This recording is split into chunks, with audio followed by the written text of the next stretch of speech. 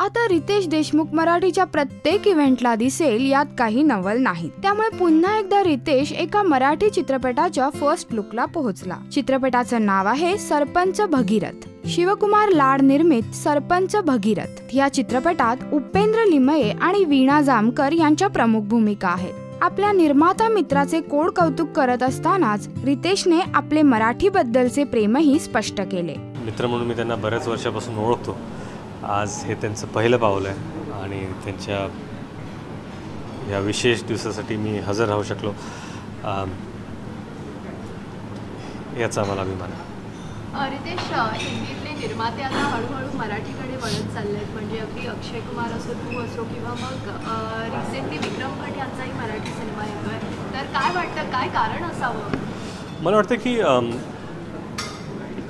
Regional cinema फक्त मराठी नाही, जर पंजाबी सिनेमा आपण पाहिला तर त्यांचं आता बॉक्स ऑफिस कलेक्शन हे 25-30 कोटी ह्याच्यात जाऊन पोचले। नंतर भोजपुरी सिनेमे असतील ते सुद्धा बरेच चालत आहेत। मराठी सिनेमा मला वाटतं की पोटेन्शियल फार आहे, विषय जर व्यवस्थित असतील आणि जर आपण असे विषय हाताळले ज्यांच्यामुळे यूथला जर आपण आकर्षित केलं चित्रपट पाहण्यासाठी, तर आपलंसुद्धा जे कलेक्शन आहे ते हळूहळू वाढत। आता मला माहिती आहे की दुनियादारी हा जो चित्रपट आत्ता 2 आठवड्यापूर्वी रिलीज झाला तो एक्स्ट्रॉर्डनरी बिझनेस करतो आहे आणि असंच बिझनेस झालं पाहिजे। जवळपास 12-15 कोटी किंवा त्यापेक्षा जास्त जर केलं तर ग्रेटच राहील, परंतु हळूहळू जर बिझनेस वाढत गेले तर चित्रपटांचं बजेट वाढेल आणि त्यामुळे मला वाटतं की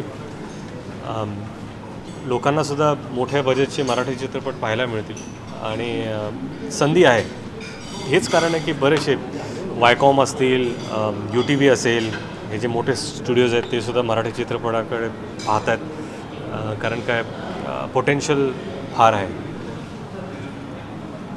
रितेश, बालक याच्यानंतर आता पुढील निर्मिती कधी आहे? बालक रिलीज झाला, आता याच्यानंतर मी एक मराठी चित्रपट करतो आहे लय भारी, ज्याची निर्मिती माझं production house Mumbai film company आणि सिनेमंत्रा आम्ही दोघं मिळून करतो आहे। डिरेक्शन निशिकांत कामत करत आहेत आणि हा माझा पहिला ॲज अन ॲक्टर मराठी चित्रपट आहे। आता मराठी सिनेमा करतानाचा रितेशचा अनुभव कसा आहे? कारण कायम हिंदी डायलॉग नाही अवघड आहे खरं। मराठी डायलॉग्स बोलायला मला वाटतं की एक 4-5 दिवस लागले मला। सध्या कसं आहे की हिंदी स्क्रिप्ट आली डोळ्यासमोर आणि डायलॉग्स जर म्हणायचे असतील तर विचार करायला लागत नाही, परंतु जेव्हा मराठी डायलॉग्स येतात तेव्हा कॅरेक्टरसुद्धा वेगळे आहे, पण निशिकांत असल्यामुळे तेवढा जास्त त्रास झाला नाही। रितेशचे बॉलिवूडमध्ये राहूनही मराठीला असा भक्कम सपोर्ट देणं नक्कीच कौतुकास्पद आहे। राष्ट्रीय मराठीकरिता श्वेतांबरा सावंत।